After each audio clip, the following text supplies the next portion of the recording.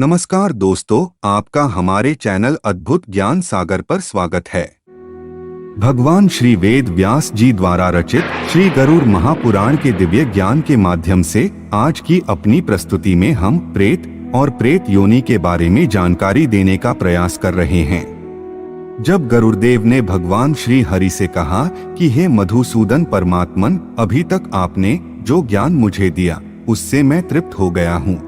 हे प्रभु, मैंने सुना है कि एक प्रेत योनि भी होती है जिसे अनेक प्रकार के मनुष्यों को भोगना पड़ता है।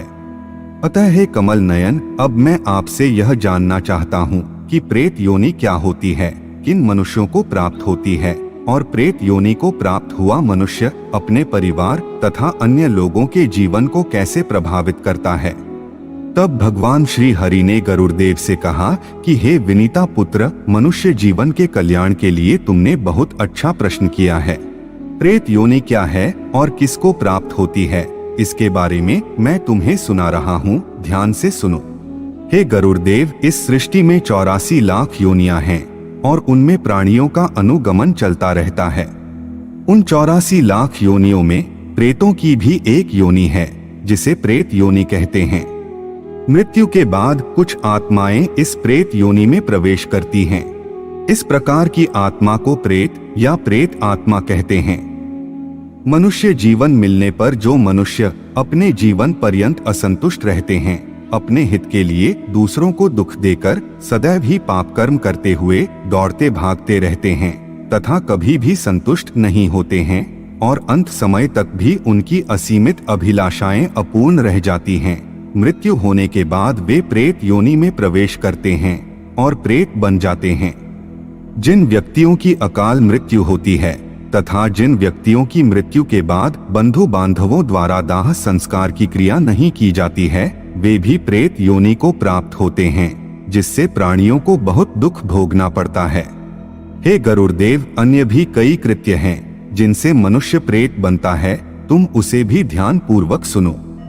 हे पक्षीराज, जो पूर्व जन्म संचित कर्म के अधीन रहकर पाप कर्म में लिप्त रहते हैं, वे मृत्यु के पश्चात प्रेत योनि में जन्म लेते हैं।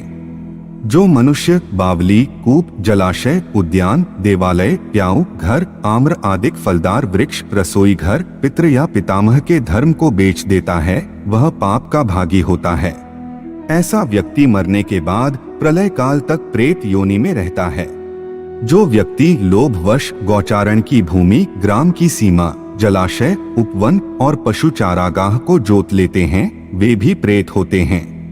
जिन पापियों की मृत्यु चंडाल, जल, सर्पदंश, ब्राह्मण शाप, विद्युत निपात, अग्नि, दंत प्रहार तथा पशुओं के आक्रमण से होती है, जो लोग फांसी लगाने से, विष द्वारा और शस्त्र से मरते हैं, जो आत्मघाती हैं, जिनकी विषूचिका अर्थात हैजा आदि भयंकर रोगों से मृत्यु होती है, वे निश्चित ही प्रेत योनि में जाते हैं। जो अत्यंत भयंकर महारोग, पापजन्य रोग और चोर डकैतों के द्वारा मारे जाते हैं, जिनका मरने पर संस्कार नहीं होता है, जो वृषो उत्सर्ग आदि से रहित और मासिक पिंडदान जिनका लुप्त हो गया है, जिस मरे हुए प्राणी के लिए तृण, काष्ठ, हविष्य तथा अग्नि नीच अथवा कुकर्मी व्यक्ति लाता है, वे भी प्रेत योनि में जाते हैं।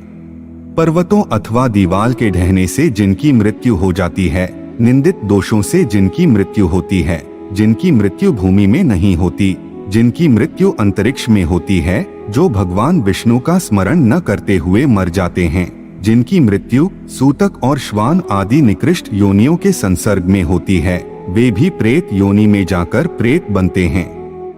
इसी प्रकार के अन्य कारणों से जो प्राणी दुर्मृत्यु को प्राप्त होते हैं, उनको भी प्रेत योनि में रहकर मरुस्थल प्रदेश में भटकना पड़ता है। हे ताक्ष्य, जो व्यक्ति निर्दोष माता, बहन, पत्नी, पुत्र, वधू तथा कन्या का परित्याग करता है, वह निश्चित ही प्रेत होता है। जो भ्रातृद्रोही, ब्रह्माघाती, गोहंता, मद्यपी, पर स्त्री के साथ दुराचार करने वाला, धन तथा वस्तुओं की चोरी करने वाला चोर है, वह भी प्रेतत्व को प्राप्त होता है। घर में रखी हुई धरोहर का अपहारक, मित्रद्रोही, विश्वासघाती एवं क्रूर व्यक्ति अवश्य ही प्रेत योनि में जन्म लेता है।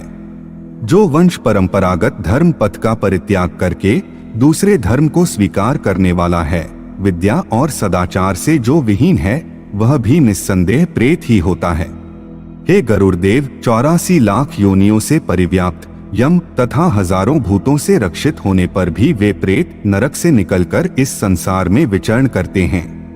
छल से पराये धन और पराई स्त्री का अपहरण तथा द्रोह के कारण मनुष्य निशाचर योनि को प्राप्त होते हैं।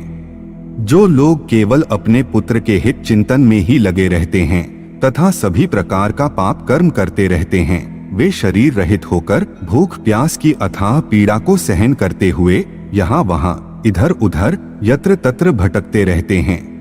वे प्रेत चोर के समान उस महापथ के लिए पितृभाग में दिए गए जल तथा भोजन का अपहरण करते हैं। तदंतर पुनः अपने घर में आकर वे मित्र के रूप में प्रवेश करते हैं और वहीं पर रहते हुए स्वयं रोग शोक आदि की पीड़ा से ग्रसित होकर सब कुछ देखते रहते हैं। वे प्रत्येक दूसरे दिन आने वाले ज्वर का रूप धारण करके अपने संबंधियों को पीड़ा पहुंचाते हैं अथवा कई प्रकार के रोगों का रूप धारण करके अपने संबंधियों को कष्ट देते हैं। वे सदैव ही गंदे, मलिन, जूठे, अपवित्र स्थानों में निवास करते हैं। इन स्थानों पर निवास करते हुए उन प्रेतों के द्वारा सदैव अभिलक्षित संबंधियों अथवा प्राणियों को कष्ट देने के लिए शिरोवेदना, विषूचिका तथा अन्य कई प्रकार के रोगों का रूप धारण किया जाता है। इस प्रकार वे दुष्कर्मी प्रेत नाना प्रकार के रोग, दोष इत्यादि में प्रवृत्त होते हैं। हे गरुड़देव, कलिकाल में प्रायः बहुत सी आत्माएं प्रेत योनियों में प्रविष्ट होती हैं। जो मनुष्य मृत्यु के बाद प्रेत योनि में प्रवेश करता है वह प्रेत बनकर अपने ही कुल को पीड़ित करता है। वह दूसरे कुल के व्यक्ति को तभी पीड़ित करता है जब उनके द्वारा कोई आपराधिक कार्य किया जाता है। जीते हुए तो वह प्रेमी की तरह दिखाई देता है, किंतु मृत्यु के बाद वही दुष्ट प्रेत बन जाता है और समस्त सगे संबंधियों को दुखी करता है।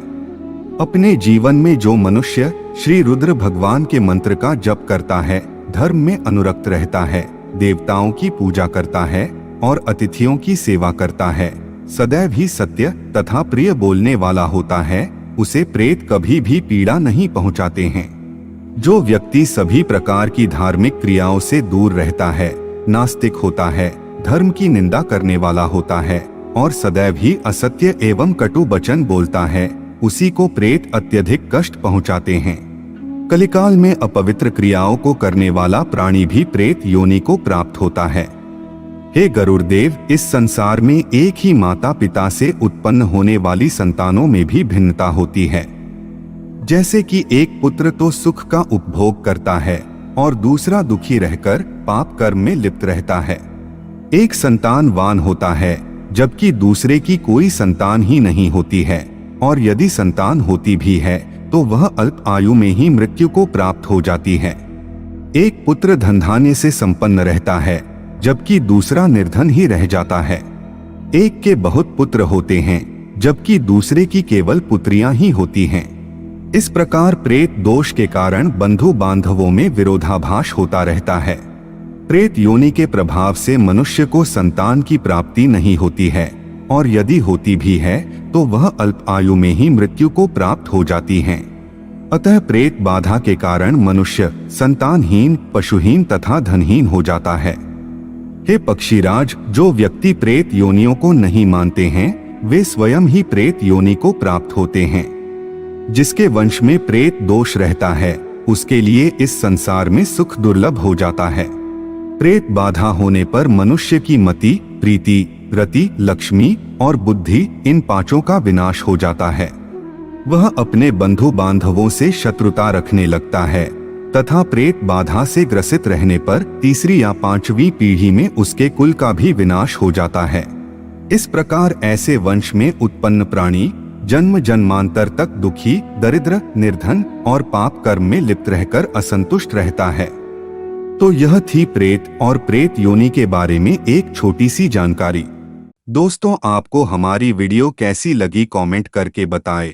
ऐसी ही ज्ञानवर्धक शास्त्र से संबंधित बातें जानने के लिए हमारे चैनल को सब्सक्राइब करें और बेल आइकन को दबाएं ताकि चैनल पर डाला गया वीडियो सबसे पहले आपके पास पहुंचे। इस वीडियो को देखने के लिए आपका बहुत बहुत धन्यवाद।